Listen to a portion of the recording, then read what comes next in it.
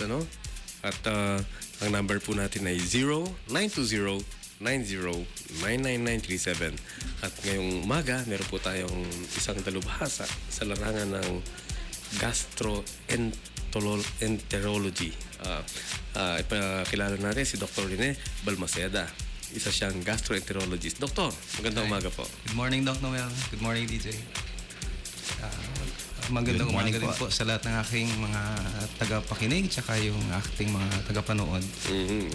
Tayo po ngayon ay live streaming sa internet. Ano?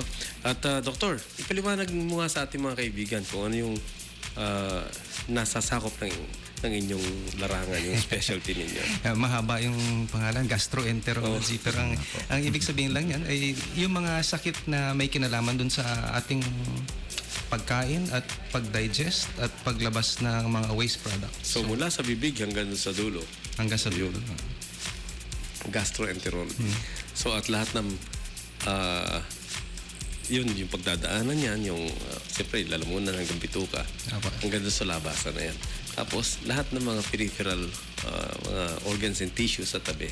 Correct yan, Doctor. Sakop niya na lahat ng mga, bukod dun sa mga dinadaanan ng ating pagkain, ng ating dumi, lahat ng mga tumutulong, kasanga ng mga organs, yung atay, yung abdo, yung pancreas, kasama yan dun sa ating. Yun, so yun ang sakop na yan.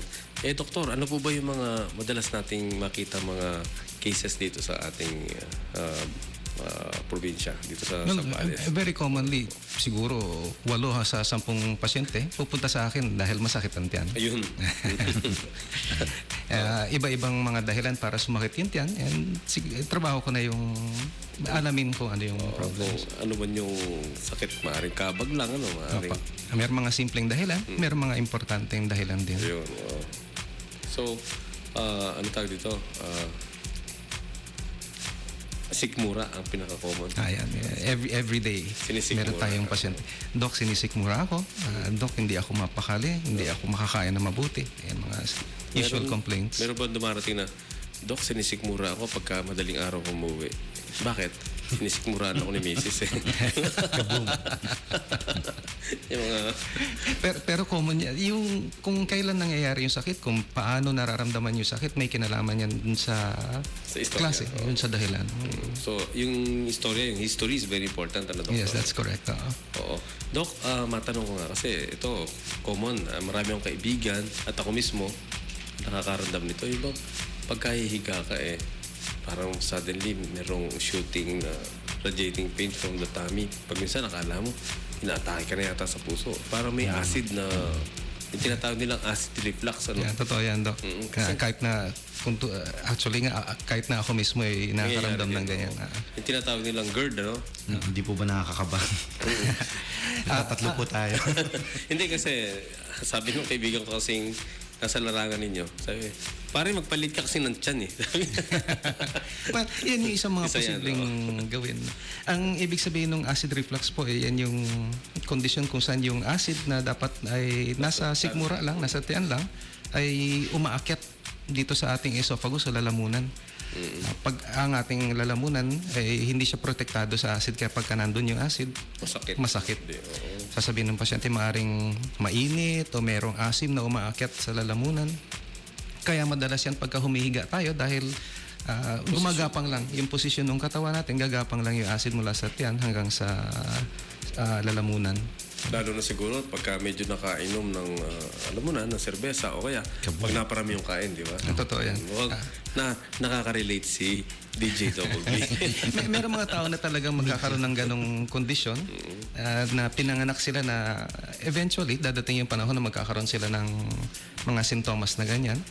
And then, meron mga bagay din na nagpapalala. So, alcohol is one of the things na pag-produce ng mga symptoms. Yung klase ng pagkain, depende yan sa tao. Meron yung mga sensitive sa maanghang, sensitive sa mga asim na pagkain, tsaka yung caffeine. So, coffee, chocolates, yung mga sodas. Aray, masasarap pa man din yung nabanggit. Kung merong mabuti sa sa reflux o sa GERD, hindi siya usually sakit na nakakamatay. Kanya lang, nakakabahala dahil nga sa dibdib nararamdaman yung sakit. So, ang isa pang importante yung gagawin is siguruhin na walang problema yung mga other organs sa dibdib natin, yung puso at saka yung baga. Kung slanted position po ba ng konti yung iyong pagtulog, makakatulong? Dahil hindi po syempre akit dahil medyo... Hey, backrest. Actually, yan yung isang mga advice na binibigyan natin. Yung sakit na yan, merong mga sumpong siya eh. So, dadating siya, mawawala, dadating, mawawala. Paulit-ulit. During the times na dumadating siya, ang mga advice na binibigyan natin is yung kung nararamdaman pagka nakahiga na flat, itataas yung likod ng bahagya, mas mataas yung unan. Sasabihin natin, huwag silang kakain na soon before matutulog. And then, huwag lang pupunuin yung tiyan ng pagkain. Kasi kung pwede natin isipin, umaapaw yung acid sa sikmura, mas madaling umakyat. Tubig, Doc. Tubig is actually good kasi nga, yung bang nadadilute o na lumalabnaw yung pagkaasim nung umaakyat sa dibdib natin, nababawasan yung sakit. So, tulad ako, meron akong bote ng tubig sa tabi ng higaan ko. So, anytime sa pag naramdaman ko yun sa gabi, inom ako ng tubig, mawawash down yung acid, mawawala yung nararamdaman ko. So hindi naman necessary na mag-ano kagad ng mga antacids at saka yung mga... Kung nararamdaman yun, that's one of the things na pwede niyong gawin po, kahit na bago pa pumunta sa doctors. Kung nakakaramdam kayo ng pangangasim sa dibdib, subukan yung mag-try ng mga antacid. Yung mga karaniwang gamot na ginagamit natin sa hyperacidity or sa ulcer. Kung ma-experience nyo na mawawala yung nararamdaman ninyo, malamang yung reflux, acid reflux yung nararamdaman ninyo.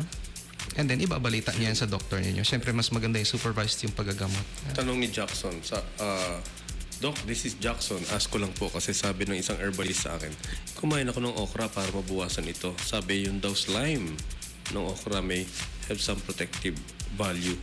Good morning, Jackson. Well, actually, kung theoretically, yung mga pagkain na malalagkit, may lagkit, maaring makatulong kasi nga maaring makocoat yung esophagus. That's good. So, may makes sense, ano? And actually, meron mga ibang gamot na nabibili sa butika na ganyan yung purpose. ang effect. Yun. May binanggit siya dito okra, alugbati, at kung ano-ano pa merong katas na malagkit. Sabi naman ni Cynthia, Doc, ano ang difference ng hepatitis A sa hepatitis B? Okay. At nagkaroon na kasi ako ng hepatitis A nung araw dahil sabi ng doktor sa pagkain. Ngayon, pinapatest niya rin ako for B. Ito ba'y may iwasan? Okay. Ang hepatitis o yung karaniwan natin tinatawag na hepatitis ay actually mga infections na ang atay ang kanyang tinitira.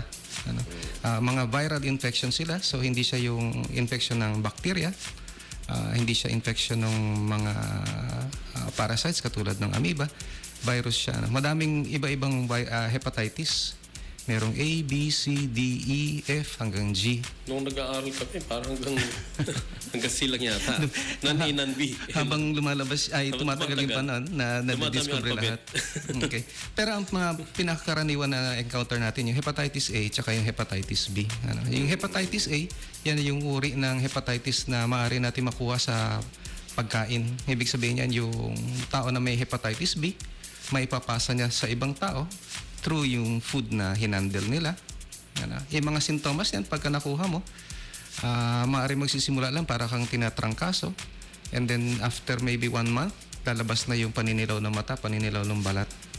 Ang maganda sa hepatitis A, siya yung klase ng hepatitis na pwede nating hayaan at makaka-recover yung atay ng sarili niya. Okay. Self-limiting talaga. Hindi kailangan ng mga special na gamot, hindi kailangan ma-hospital. Magpapahinga lang sa bahay, take a lot of fluids. Sabi ni Cynthia, ganun din. Natatakot ako kasi baka pag nag-positive yung B, sabi, pwede raw pong maging source ng CA. Cancer ang tinutukoy niya. Yung hepatitis B naman, a little more problematic kaysa dun sa hepatitis A. Kasi siguro isa sa 10 pasyente magkaroon ng hepatitis B, hindi siya magre-recover katulad ng mga pasyente may hepatitis A. Ang problema, pagka hindi naka-recover completely ang pasyente may hepatitis B, after maybe 15-20 years, maaari sila magkaroon ng sakit na tinatawag natin cirrhosis. Yun. Yan yung sakit ng atay na hindi na natin Hindi na gumagana. completely maibalik sa normal. Oo. Irreversible po. Irreversible na. Meron na pong ngayon yung tinatawag na liver transplant. Apa. Okay. Yung liver transplant, ginagawa yan dun sa mga pasyente na yung atay nila ay hindi na makapag trabaho. Process, Oo. Hindi na nila magampanan yung mga trabahong kailangan nilang gawin.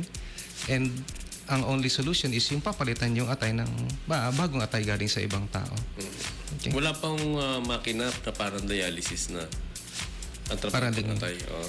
Ay, ayan ang problema with yung liver problems po. Ang kidneys natin pagka nasira sila, meron tayong machine, dialysis para gampanan yung trabaho ng kidneys. Paglilinis. Ang liver, wala pa tayong ganong sistema. Opo. So, ang mga ginagawa natin ay tinutulungan na natin yung atay na may sakit at kung hindi na magawa ng mga gamot natin na matulungan yung atay, pinapalitan ng bago.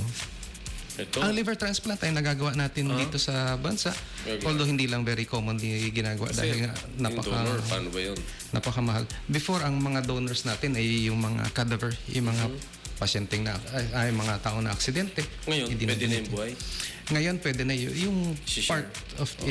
part of yung liver nung living na relative, i-share dun sa ano. Buhay hindi nakalibing ha. Kaboom. Ito, Maricel is asking, Doc, ito, ano ang kinalaman ng cirrhosis? Bakit sinabi nila nasisiro daw ang liver pag cirrhosis? Okay. Nasisiro ha? Well, nasisira. Hindi naman. Nasisira ang Nasisira. liver. Okay. Ang cirrhosis yan ang resulta ng yung many years na nasisira, namamaga, nasisira yung atay.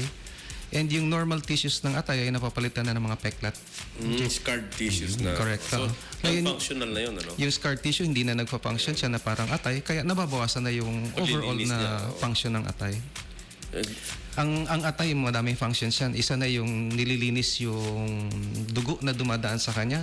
Pinoprocess niya yung mga nutrients na nanggagaling doon sa pagkain natin.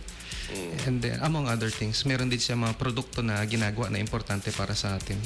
Doc, may na-encounter ako, nagiging brittle daw pagka maraming alak ang naiinom. Tama po ba yan? Well, ang cirrhosis, ang isang pinaka-common na cause ay yung matagalan na at mabigat na pag-inom ng alcohol. Ano? yung diet, Doc, yung mga taba-taba. Kasama ba yun? Well, kasama rin yan, pero overall, Alcohol pa rin. alcohol pa rin. Ano? Tsaka About yung mga smoking? nakakahawak na yun. Ang smoking ay factor siya pagka nag-iisip tayo ng mga sakit katulad ng cancer ng atay. Pero hindi pa directly nakikita na makakos ng cirrhosis o mga ganong klaseng sakit yung... More of cancer, no? Opo. So at least hindi ka magkaka-cirrhosis, cancer lang, ano? Lang. Okay pa rin. Ngayon, ang problem ng cirrhosis ay dahil nabawasan yung function ng atay, Mas mahina. lumalabas na yung mga sintomas. Yan yung nag-iipon ng extra tubig yung katawan, lumalaki yung tiyan nila. To, Nagkakaroon naman na sa paa. follow-up, Doc, ni Cynthia. Yung pagkain nung may binanggit siyang gamot dito, Liverade daw, at saka mga pampalakas ng atay. How does it work daw? Well, kung mapapansin nyo yung mga advertisement para dito sa mga supplements na ito, No ay approved therapeutic. no approved therapeutic claims. Ibig sabihin lang yan, Supplement lang. maaari nyo i-take pero hindi natin maasahan for sure na merong actually ganda na magagawa. Kanya lang, nagbabago rin yung siyensya and maybe eventually, mas masasabi natin na effective sila. Sa ngayon, ituturing lang natin sila na supplement. Yung supplement. Oo. Doc, pa-announce daw ulit ng number ninyo. Ay, ang number po natin ay 0920-90-99937. Ito naman, Doc, medyo nalayo ng konti sa, sa liver, ha? Doc, ask ko lang, bakit ako pag dudumi, pag minsan 2 days, 3 days, ang hirap talagang ilabas. Anong dapat gawin? DO, 23 years old, single. Okay. Hello. Female. Hello, Dio. Actually, yan yung siguro ikalawang pinaka-common na dahilan kung bakit Constipation. nagkokonsulta sa amin, constipation. Ang constipation, ang ibig sabihin lang yan is yung hindi sapat yung dalas nung pagdumi mo na nababother ka na. Ano? Hindi naman normal na dudumi ang isang tao everyday. Kung mangyayari yun sa'yo, maswerte ka. Pero actually, meron ng survey dito sa Philippines na ginawa. Ang pinaka-common na frequency is yung every 2 days. Oh? Mas madalas yung Pilipino na dumudumi every 2 days kesa every day. Kung madalas ito, mga 2 to 3 times a day, okay lang yun. Kung hindi siya nakakabahala dun sa iyong routine, Na trabaho. kung hindi mo nakikita na yung lumalala yung kondisyon mo, actually hindi tayo masyado mag-alala. Ngayon, dahil si Dio ay young person, kaya siguro hindi natin unang iisipin yung mga sakit katulad ng cancer o ganyan. Maaring something to do with yung diet niya na baka pwedeng dagdagan ng fiber o yung bahagi ng pagkain natin na hindi natutunaw at tinatanga yung dumi. O di kaya kulang sa exercise, physical exercise also important. Doc, may studio visitor daw, nasa lounge. Gusto magkonsulta. O sige, pasokin natin para... Sige po. Yung nandiyan po sa studio na gustong So habang magpakonsulta. sinasagot yung Doc, ito may... Habang pumapasok yung gusto magkonsulta, itatanong naman to, kanina frequency nung So, ito, ma'am, doon po sa Sa mikropono po yan. Magandang umaga po. Good morning po. Ano po yung ipokonsulta po nila? Tungkol po sa kasi may katarak po. Sa mata naman, oo. O sige ho, nandito yung inyong lingkod at... Hindi, tatanungin ko lang po kung paano po yung magkano po magagastos yung pong surgery. kung magkano, hindi natin pinag-uusapan dito. Kasi ako po, ang inyong lingkod ay lahat tinutulungan ko. Mula doon sa pinakamura, 0. Yung mga indigent talaga. Sa akin, ang pinakamahal na lens na ginagamit namin ay 130,000 per eye. So mula doon, pababa hanggang 0. Mamimili po kayo depende sa kakayanan ng pasyente. Ang mga teachers, automatic hindi ko sinisigil ng professional fees. Mga religious workers, pare, madre, hindi po natin sinisigil. Yung mga exemptions. At yung PhilHealth ay honored po. So yun po yung kasi po, Doc, wala po akong PhilHealth eh. Nagbabakasyon lang po ako. Ilan taon na po kayo? 59 po. Aha, mukhang 58 and a half lang. Ay. Hindi si Mr. po, walang PhilHealth. Wala po. So, yun po yung pagpipilian ninyong Then probably you can come to my clinic. Doon ako nag-opera sa International Eye Center. Opo, ni-refer po kayo sa ni. Ay, opo. Sige po, pagpunta nga po kayo doon, then sabihin ninyo. Then, kasi ang bawat lens po may katapat na price para tayong bumibili ng cellphone. Opo. And I make it a point na sasabihin ko yung pinakamahal hanggang sa pinakamura. Kasi may experience po ako, isang kamag-anak inopera ko. Assuming na libre, ang binigay ko lens yung pinaka-least expensive, which is monofocal. Ngayon, nakalaro niya sa Mahjong yung ibang tita ko na bumili ng lens sa tigo 130,000 na nakakabasa sa malapit, nakakita sa malayo. Binalikan ako, nagreklamo. Sabi, oy, yung mga tita mo, yabang sa akin na ang liwa-liwanag mo. Bakit ako kailangan pa mag-reading class? Siyempre nilagay ko sa inyo, monofocal sila, multifocal. Bakit? Bumili sila bakit ako hindi mo sinabi, mukha ba ako walang pera? Yun. So mula noon, lahat sinasabi ko from 0 to 130,000. Pipili kayo doon. Kaya nga po ako, Doc, bago ako gusto ko po na malaman. Now, ito po yung aking nasasabi sa inyo. Total, mata nyo naman yan. And it will stay in your eyes for the rest of your life. Bilhin nyo na yung pinakamandang abot ng inyong budget. Siyempre po, para isang na lang. Yeah, so you can go there, nasa Robinson Star Mills, San Fernando. Okay. 1 hour lang po yun. Anong pangalan po ni ma'am? Marisa. Marisa. Pero totoo, hindi po kayo mukhang 59. 58. 58 and a half. Ano lang po? Mukhang 58. Hindi, maganda kayo. Nakikita po kayo sa TV ngayon. Sa camera. Mag-wave po kayo, pa-baby. Ayan po yung camera sa labas. Nare-record po natin for YouTube yan. Maraming salamat. Thank you po. Marisa. Salamat po. Salamat. Thank you po. Thank you rin po. Buti po yung sa Robinson Star Mills doon, dali-daling puntahan. Sakay ka lang ng Victory, bumihinto siya doon mismo. Ayun po ang konsulta pang medisina. Yeah. Portion ng mata. Serbisyo lang po. Serbisyo. At ayun, sabi, Doc, parang delayed ako ng 1 month. Tapos, lagi masakit ang sikmura ko. Naduduwal-duwal. Ano ang magandang pang paalis ng acid dito? Delayed siya sa kanyang monthly period. Oo. Well, siguro ang pinaka-importanting alamin is kung Pregnancy test, ano? Opo, kung pregnant siya o hindi. Dahil nga mayroong mga gamot na pwede tayong gamitin sa mga nagdadalang tao, meron mga gamot na gusto nating iwasan. Uy, nice ko munang batiin ng happy birthday si Happy Tito birthday. Jimmy Santos. Uy, Happy birthday, happy Tito birthday. Jimmy. Pabebe way. Pabebe.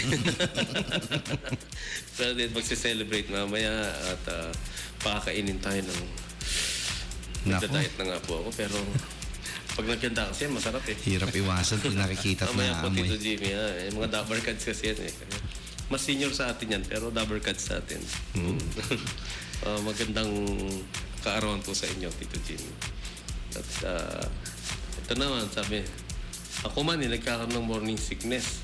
Pag gising ko sa morning, talagang dapat ilabas ko yung sama ng loob ko. At ako ay relieved na. Opo. Meron tayong kanya-kanyang routine. Oo, yung habit po, nakasanayan. Kaya nga minsan malalaman natin na may problema kasi naiiba yung routine natin. Ito naman, bakit ang BF ko, each time kakain, gusto niya magbabathroom. Minsan naiirita na ako. Pero hindi niya raw mapigil. Well, Style niya yun, you know? actually, totoo yun this time. Meron mga tao na very sensitive yung kanilang sikmura. Meron kasi talaga nangyayari na pagka nalamnan yung ating sikmura natin, mag-i-start na magkumilos yung buong bituka. Yung Gastrocolic reflex. Parang guilty po yata ako dyan na pagkatapos kumain. So, posibleng hindi naman abnormal yon. Although, kasi better na. just marami ka nakain eh. Maganda po ba yun? Kahit paano? Sabi nga daw po nila nakakalinis kagad. As long as yung hindi na disrupt yung trabaho, yung lifestyle mo, hindi naman usually dapat maging problema yon or hindi dapat gamutin. Doc, I know someone every 3 days. Okay lang yun? Matagal yata. Maniwala kayo, meron akong mga pasyente na nasasabi every week or every 2 weeks. Aray. Paano kakasya yun? Oo nga naman po. You take it all in tapos parang naiipon. Kung every 3 days, pero yung during the time na gagawin niya na yung kanyang ay hindi naman siya nahirapan. Actually, okay lang yan. Acceptable yan. Ito, Pero depende rin sa edad siguro. Pagka above 40 years old, mas magandang susuriin natin.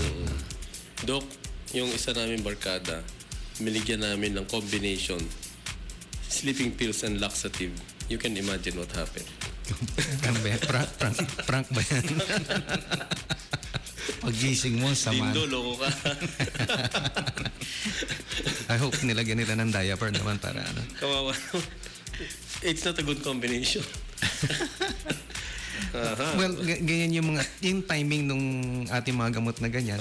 I-consider din natin yung lifestyle, mga activities natin. Po. So, meron mga pasyente na binibigyan ko ng mga laxatives, so yung mga gamot na pampadumi. Pero ina-advise ko sila na gagamitin nila para hindi naman matsyempo na nasa kalsada sila o nasa trabaho kung kailan malalabas yung epekto ng gamot. Dok, ito po pinaka-common na tanong sa internet po, itong live streaming natin tungkol sa pagpapayat. Yung isa, tungkol daw po sa paano mababawasan yung craving sa pagkain. Craving? Well, actually, madaming factors ang ganyan. Our best advice is you consult with yung mga nutritionist na bihasa. Kasi hindi lang iisang bagay yung dahilan kung bakit tayo overweight. Lifestyle, habit, culture. It's habit, it's culture. Kung tulad ni Doc, taga Pampanga, talagang Mahilig silang kumain. mahilig silang kumain, mahilig silang Sarap magluto. naman luto kasi. Tapos actually, bilang mahilig kumain, picky pa yung pag minsan nga sabi nung kaibigan, parang hirap mangumbida ng Kapampangan. Medyo may pintas pagka hindi ayos yung hindi ayos yung luto. Kinasanayan na po kasi kagad din, no? Kita mo. Yung kanya nga sabi nung kaibigan ko na ang negosyo niya ay pagkain sa Manila. Ayoko magtayo ng restaurant sa Pampanga, sabi niya. Para hindi ko maabot yung May level po kasi na kino-consider. Meron din Doc, cravings na matanong ko dala lang. ng Pag po ba nag-Christmas party tayo sa Our Lady of Lourdes, taga Pampanga pa yung nagluluto. si Doon, yeah, may mga Kapampangan luto doon, pero si Edwin yung EHR yung masarap. Opo, kaya pagka Christmas party po talaga kami mismo nangungulit doon. Imagine nung nung birthday ko si Governor tsaka si Mr. Bong Pineda nagregalo sa akin ng masasarap na pagkain. Yung baka, 2 lechon malaki. Tapos yung alimango nakatakot-takot na niluto sa aligi ng talangka. Napakasarap, grabe. Actually, parang pag kinakain mo, parang nasa langit kayo. Parang ganun feeling, di ba? So, alam ko niya lang, sabi nung isang kaibigan, kumakain, sabi, Dok, pag ganito yung kinakatayin, parang kakatayin na tayo bukas. Kasi, Actually, problem nga yan, Doc, pagka nagkukonsulta yung pasyente. Kasi isa sa mahirap na gawin is yung i-discourage sila na talagang mag-enjoy during meal times. Kasi ayaw mo naman i-deny yung happiness nila. Naku. May naman. possibility po ba na pwedeng pagkain nyo hindi na lang i-absorb ng katawan ilang? meron, may mga gamot na ganun actually, yung kagaya ng yung mga Orlistat. Yes, correct. Doktor, yung bang prolonged intake ng Orlistat wala namang effect sa liver yun? Hindi ako personally aware na nagkakos siya ng problems with the liver. Okay. Pero I think ang advice is as soon as merong ka na na-achieve na target mo, Yung may, pwede nang ibawasan or tanggalin yung gamot na yun. or I think, ako kasi sometimes I use that myself. Pero sabi ko nga, tama yung sabi niyo nung medyo na feel ko na okay na yung waistline ko. Ito na naman ako, lumalaki na naman tiyan ko. Ito na ito, Blanca is asking, Doc, ito, kumakain po naman ng gulay. I would like to ask kung ano maganda at bawal sa nanay ko. She's 83. Ang weight niya po ay nasa 120 at siya naman ay nasa 5'5" ang height. Maganda naman. Kanya lang medyo elevated ang cholesterol. Normal ang sugar. Ano ang mga dapat ipagbawal sa kanya? Okay. Actually, yung timbang ng mama mo is maganda. sapat dun sa Sa height timbang niya, no? Oo. And then, ako personally, ang attitude ko sa mga abnormal na cholesterols, abnormal na blood sugars, pagka 80 years old and above ka, siguro pwede tayo mas maluwag ng konti. Hindi kasing... Alam mo, Dok, kung ako tatanungin, ako nasasagot, ha? Kasi madalas akong tanungin na ganyan. Ano ang bawal kainin ni Lola? Number 1, yung hindi masarap. Ikaw naman, Maricel, 83. Gusto mo pa paabutin ng 160 ang edad ni nanay. Let her enjoy, ano? Kasi... during that age, wala na rin sila masyadong ganang kumain. konti na lang kumain yan, di ba? Alam mo, huwag mong pakainin ng alimango, sugpo. Pag wala. Pag meron, pwede. kasi yung mga sakit na iniiwasan natin dahil mataas ang ating cholesterol o blood sugar ay matagal mag-work yan eh. So, kung ang Years pasyente ano, natin years. 30, 40 years old, simulan natin ipagbawal sa kanila yan para in the future hindi sila magkaroon ng ganun sakit. Pero kung 80 years old siya at ngayon lang natuklasan na mataas ang cholesterol, siguro obserbahan na lang natin. Oh. Ito, ganun din tanong yung sa Orlistat din. Nagtitake daw siya. Alam mo, ito, Cynthia, ano yung pag-take na yan eh? Yung, ika nga, sa computer, maraming tayo tinatawag na garbage in, garbage out. Kung kakain tayo marami, tapos inom tayo ng pills para mabuwasan yung kinain natin, why not lessen the intake na lang? Wala ka ng pills, less gastos pa, di ba? Correct po. Kasi tinatanong, meron bang mas mura na paraan? Yun ang pinakamura. You eat less, di ba? Correct. You take in less medications at mas ganda. Yan din po yung sinasabi ko dun. Doc, pwede ba akong uminom ng alcohol? Iinom na lang ako ng yung mga supplement pagkatapos. Sabi ko, iwasan mo na lang yung masyado madaming alcohol. Minsan meron akong, actually, trabahador siya sa construction. Ngayon, sabi, Doc, hindi ko talaga mapigil ang hindi pag-inom ng araw. Kasi gusto ko, pag gabi medyo nahihilo ko eh. Ano ba yung murang pwedeng inumin? Huwag ka na gumastos. Umikot ka na lang ng umikot. Medyo hilo ka na, humiga ka na ako. Di ba? Alam mo, for a while, sinubukan niya raw, yung ipinoint niya yung finger niya sa lupa, tapos umikot siya ng umikot. Siguro mga 15 spin na ganun. Inantok daw siya talaga. Effective, mura pa. Di ba? Si Bot. Si Bobok, ha?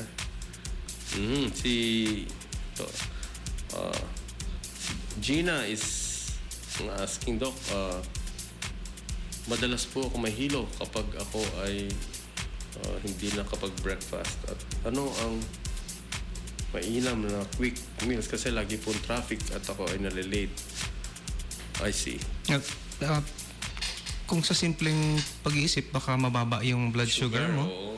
Dahil nga ang huling kain mo is yung dinner time pa. And yung madaming oras na yon, naiusap mo yung blood sugar mo. Ang mga sintomas na mababang blood sugar is maring nahihilo ka or pinagpapawisan na malamig Nanginginig. or gutom na gutom. Okay? So, yan yung mga signals ng katawan na nagsasabi, kumain ka. And siguro sa atin, the easiest thing to take is yung ilang pirasong tinapay or pandesal or isang baso ng gatas sa umaga. Quick enough para kung nagmamadali ka, pwede naman. Milk, is good. Oh yes, Oy, congratulations, Attorney Larry Gadon and Attorney Amal Clooney. Lumabas na yung decision ng International Tribunal tungkol sa case na ifinail nila sa illegal detention ni GMA at pinatunayan sa International Court ng Human Rights na ang pagkakakulong ni GMA is arbitrary and inhuman. So, lumabas na si Philippine Star Today, page 2. Oh, okay. Congratulations, Attorney Larry Gadon and company. Ang main dito si Amal Clooney. Si Amal, alam mo din yung magandang lawyer, international human rights lawyer siya. At ang nag-assist sa case ay si Attorney Larry Gadon. Congratulations. Wow. That's, That's certainly news. At Ma'am GMA, magandang umaga po sa inyo. Congrats po sabi, Doc, nagtatrabaho ako sa isang, hindi ko na babagit yung pangalan isang fast food. At lagi po kaming naka-expose sa kumukulong mantika. Ito ba ay may epekto sa liver namin kasi nabasa ko yung fumes ay maaring magkaroon din ng effect sa health. Yung kumukulong mantika sa fryer siguro. Oo. Wala naman akong nabasa pa na Effect. Baka sa lungs, Doc? maaaring sa lungs pa or dito sa throat kung saan na-expose yung throat sa init. Okay. Pero just make sure na yung hood o yung exhaust sa ibabaw ng fryer nyo ay umaandar. And ayun lang, minimize yung exposure. Ayun, Oho. Ito. Yung Richel, sabi niya. Doc, yung BF ko, pag naglalabing kami, nagko-complaint ng GERD. Para nakakaabala na rin sa activity. Yes. Yung GERD, ginagamot natin yan pagka nakakaabala siya dun sa ating mga normal na activities. So, kasama yan. Activity niya, affected na raw. So, that only means na kailangan umiinom siya ng gamot na nagbabawas ng symptoms. Madali lamang gamutin ng GERD. Isang klaseng gamot lang yung gagamitin natin, yung gamot na nagko-control ng acidity. And makakapamili tayo sa iba-ibang gamot. Yung nagmo-modify ng propulsion, Doktor, yung mga Ang pinaka-importanteng gamot para i-treat yung GERD is yung mga gamot na nagbabawas ng acidity. Pero madalas gumagamit din kami ng mga gamot na tutulong dun sa naunang gamot na yun. Ano ang pangalan nun? Ang tawag doon mga prokinetic. Mga gamot na pinapabilis niya yung pagbaba ng laman ng lalamunan natin at pumasok sa sikmura. So, ano nga yung generic nun, Doc? Domperidone yung isang common. Parang domperidone, Sarap. Kung kulang yung mga gamot na nagko-control ng acidity, dinadagdag namin yon, and then tinatanggal din namin eventually pagka mas mahusay na yung nararamdaman. Ito, Doc, paki-explain nga ano ba yung Barreto syndrome kasi yung kapatid ko mayroon daw nun at pinatitigil na siyang uminom baka raw maging cancer. Barreto syndrome. Wala yata. Barrett's syndrome po. Yan. Barrett's. Yung Barrett syndrome, mas madalas natin nakikita sa mga Caucasian, mga Westerners. Yan yung kondisyon na doon sa pasyenteng merong reflux, nagbabago na yung lining ng ating esophagus. At yung pagbabago na yun ay maaari maging dahilan para magkaroon ng cancer ng lalamunan ng esophagus. Para malaman na may Barrett's esophagus, ang isang pasyente ay ginagawa yung endoscopy at kumukuha ng biopsy dun sa lugar kung saan natin suspected. Kinukurot yung daw? Apo. Merong yung instrumento para ma-examine po yung lalamunan natin, maaari magdaan ng parang tiyani. Tapos kukurot tayo ng laman dun sa lugar na suspected natin, ipapasuri. kung malaman na meron kayong Barrett's esophagus, hindi pa cancer yon, pero maaari maging cancer in the future. So, ang advice yan, every year, ginagawa yung biopsies para pagka dumating nga yung panahon na maging cancer siya, Madali. ma-treat na kaagad. I see. And ang important dyan is yung kung ang dahilan ng Barrett's esophagus ay yung reflux, gamutin yung reflux. Ayun. So, maliwanag ha. Sabi niya, para mas common po yung GERD sa mga lalaki kesa sa mga babae. Kasi kami magkakapatid, yung mga boys meron, kaming girls, 3 wala. Maybe, ano? Parang pantay lang, I think. Baka na taon lang, mas sexy yung mga girls. Ano? Maaring mas madalas sa males dahil maaring yung trabaho nila ay merong pagbubuhat na involved. Pagka nagbuhat ka, i-cleanse mo yung muscles ng tiyan mo eh. Tapos minsan natutulak yun paakyat. Paano? Although, dahil mas marami ng babae nagtatrabaho yata ngayon, hindi natin masabi naman na totoo yun. So siguro pareho lang.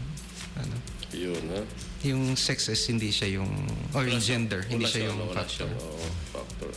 Doktor, nais pong malaman ni Violi ang inyong klinika.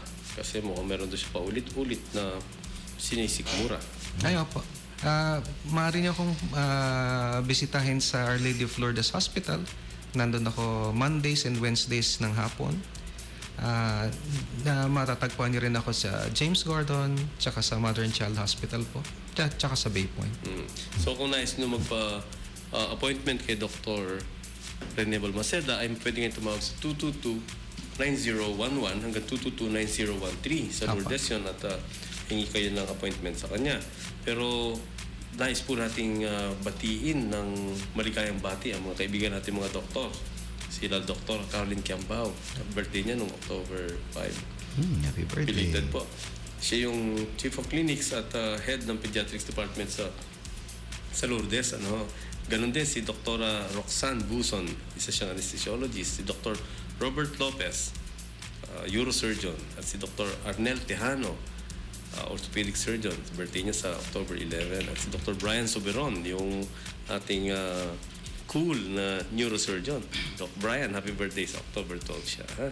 At Our Lady of Lourdes International Medical Center is hiring resident doctors and accounting staff. So kung nais niyo pong mag-apply, magtungo lang po kayo doon. Ha? Doktor, napakasaya ng ating kwentuhan at napakaganda. At marami akong napulot ng mga kaalaman na maaari nating magamit sa ating pang-araw-araw. Pero kanina bago pahabol na lang isang tanong, Doktor. Sabi, yung bang pag-inom ng kape at pag-inom ng tsa ay maaring makasama rin sa sinisikmura? Lagi tinatanong yan. Madami nagkakamali na sinasabi nila na yung kaya nagka-ulcer ay dahil umiinom ng kape.